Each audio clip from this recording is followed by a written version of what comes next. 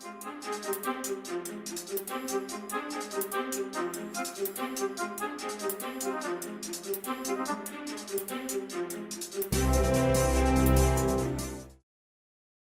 you ever wondered how I just grab all these random teams in 2K for the first time and somehow end up dominating my opponent even if I was using one of the worst teams in the game? Well, maybe all my opponents are just trash, just maybe, or maybe I have habits that I implement no matter which team I'm using for that episode. I'm gonna go ahead and tell you the second option is the answer, and today I wanted to share with you around 5 tips that I use to give myself the best chance to win each game that I play. By now, I've played at least one game with pretty much every classic team in the game. I don't have all the videos up, but I've played with just about all of them and I've seen the results, so I feel pretty comfortable that these are good tips I'm about to hand out. So tip number 1, you're picking a team that you've never used before. Maybe you have some general knowledge about the squad, maybe you don't. Regardless, what you're going to want to do here is make sure that you scout your team's shooting percentages. So for instance, one of the teams I was using recently was the classic Denver Nuggets. I go to game stats and I start clicking on the players' profiles to see what percentages they shot from 3 in that specific year. From the moment I scouted this team, I realized I was pretty much screwed because at best they had one consistent 3-point shooter, which could very easily ruin the spacing on the floor if my opponent took notice of it. However, by scouting that out, I was able to tailor a game plan around it. I knew I had to get the starting shooting guard off the floor because he was eventually going to become a liability one way or the other, and I also saw that LaFonso Ellis had somewhat of a shot, so that told me I could involve him in pick and pops every now and then. Point is, you want to know what your personnel is capable of so you aren't just launching shots that have no chance or running plays that don't really amount to anything, and you're going to get a better idea of what type of lineups you should be rolling out in the future should you decide to use that team again. My second tip is kind of a basketball tip in general, but I promise you in NBA 2K18 it's just so super important. You have to be laser focused on limiting your turnovers if you want to win a game here. Check it out.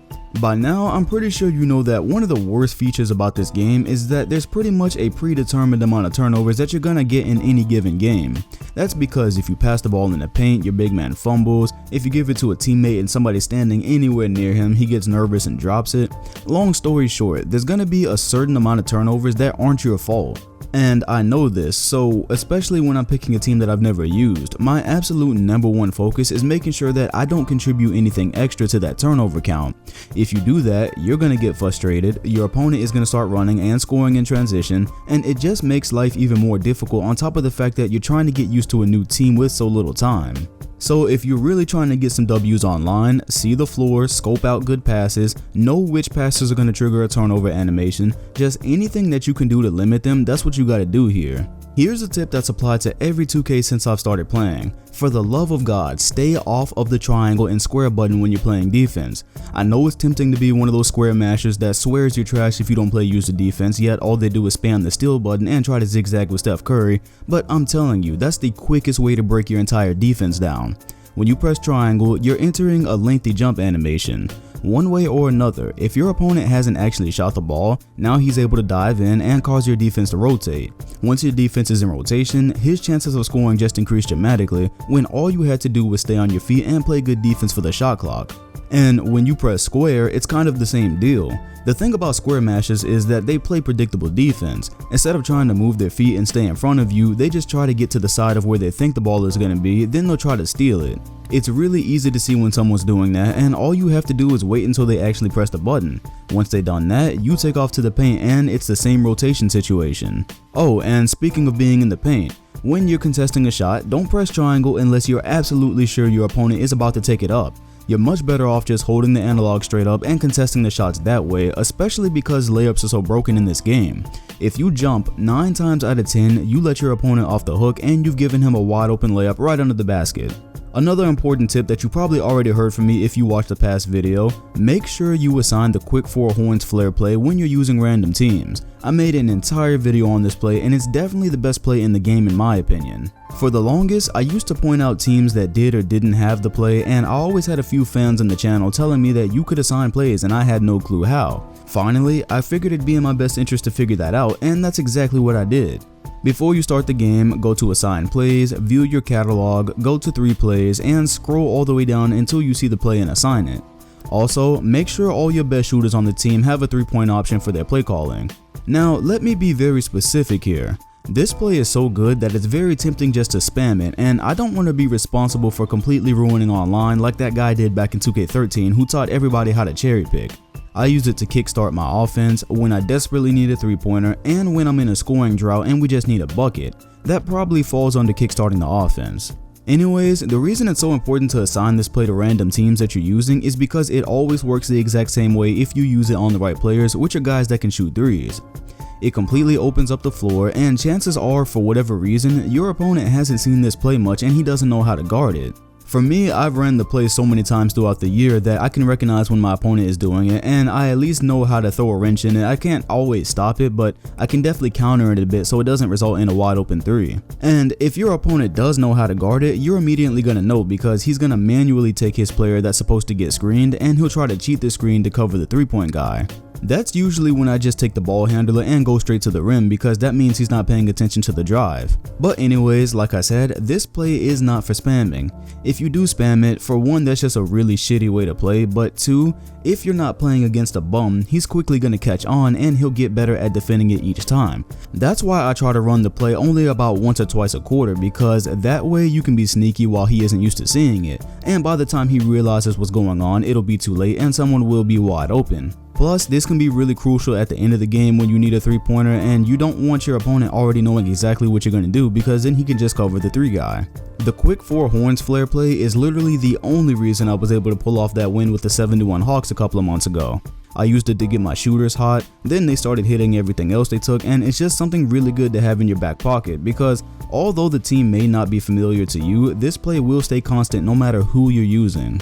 And now I just have some tips that in general I think anybody should use because lately I've been using the Boston Celtics a lot, and anytime you use a current team, you pretty much always run into the Golden State Warriors. So what I'm going to say a few things here. First of all, I've been beating the dog shit out of the Warriors just using these few general rules of thumb that I play by. First of all, don't play the same way the whole game, because when I run into the Warriors, one reason they've been so easy to beat for me this year is, well, A, because Boston is actually really stacked, but B, when people pick the 2017 Warriors, they tend to do the same thing the entire game and make themselves really easy to defend. So the number one go-to thing is to just dribble around with Curry, try to zigzag with him, try to cross back and forth and try to get an open 3. And it's like everybody I play does that same thing. They don't use the fact that he has 2 other all-time shooters around him. They don't run enough plays. And so I'm very used to what the guy is going to do, and that makes him very easy to stop. And even if he does hit a few threes and I go down for the game, I'm always able to get back in because I just know what he's doing. And so I've been applying that to my offense with the Celtics because when I start the game, I always run a few plays and I check what my defender can and can't defend against. So for instance, one of the biggest things you can exploit when playing against the Warriors is the fact that Curry is a terrible on-ball defender.